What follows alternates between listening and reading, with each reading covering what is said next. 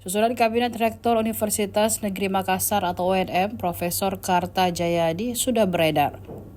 Bahkan sudah ada ucapan selamat untuk Wakil Rektor UNM periode 2024-2028. Profesor Karta Jayadi mengganti 3 Wakil Rektor era Profesor Husain Syam.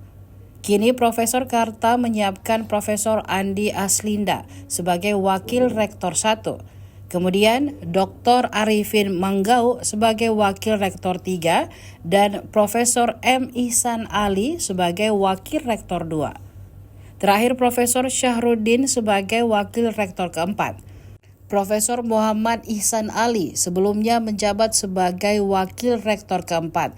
Pelantikan Wakil Rektor ini akan dilaksanakan di Menara Pinisi UNM pada Senin 15 Juli 2024. Yang nanti baru, yang nanti hebat, yang nanti baik, itu harus ditakar oleh zamannya, harus diuji oleh zaman.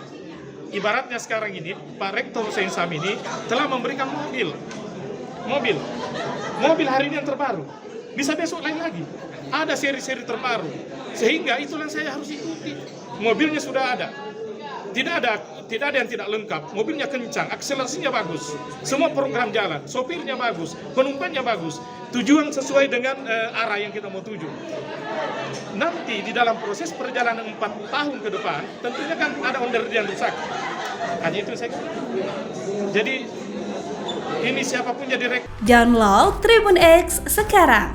Menghadirkan lokal menjadi Indonesia.